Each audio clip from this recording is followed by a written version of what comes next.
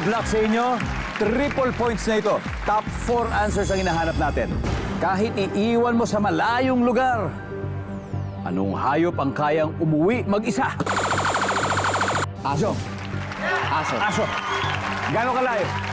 Hanggang kapitbahay. Nandyan ba ang aso? Alexa, may 1 and 2 pa. Kahit iwan mo sa malayong lugar, anong hayop ang kayang umuwi mag-isa? Kalapati or dove. Marami pong mga trained na kalapati sa Metro Manila. In fact, kung huhukayin ng kalapati ang lupa sa Pilipinas sa ilalim, kahit humabot sa kabilang dulo ng daigdig, ang kanyang tutumbukin ay ang bansang Brazil. Hindi, totoo. Yun yung directly under the Philippines sa titignan mo yung globe. So, ito, yung kalapati, kaya-kaya niya. Nandiyan ba yung ibon? Boy! Mas mataas. Alexa, pass or play? Play. Play? Okay, let's play this round. Last na, Lia. Pusa. Kahit iwan mo sa malayong lugar, yung pusa kaya umuwi mag-isa? Pwede po. Talaga? May alaga ka bang pusa? Meron po. Nga, talaga.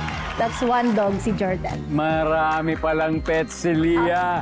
Mukhang alam na alam niya. Sino sa dalawa ang mas obedient? Eh, yung cat po. Yung cat talaga. Tingnan natin. Nandyan ba ang pusa? Top answers!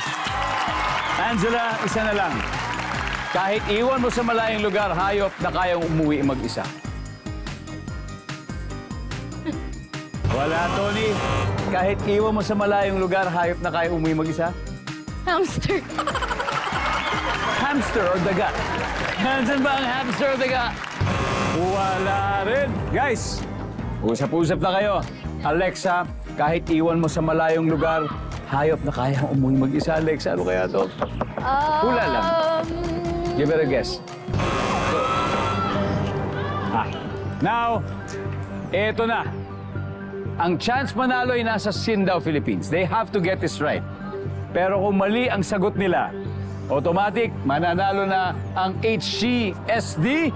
Pero bibigyan muna natin ng chance na Jong. Jong, ano?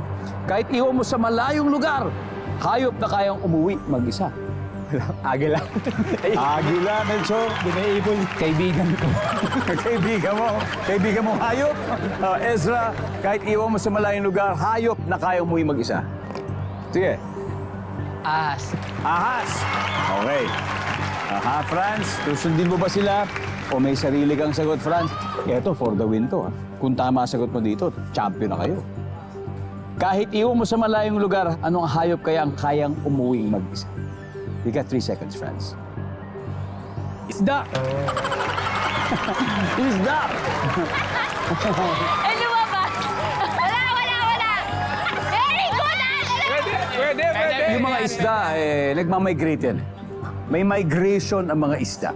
Diba? So, may basis talaga yung sagot niya. So, ang sabi niya ay isda. For 100,000 pesos. Dito muna tayo. Tama kaya yan sa ating survey? We'll see. Survey says...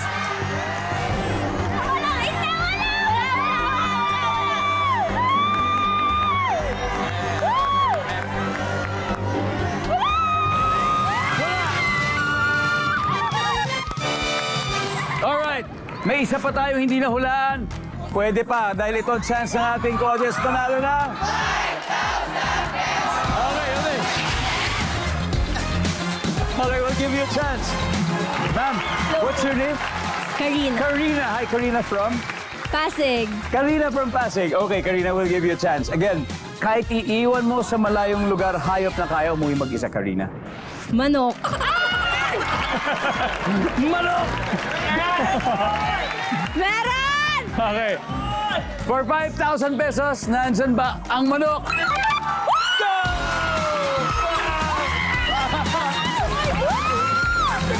Congratulations, Karina. Si Nervy talaga to. Manok talaga yung lumabas.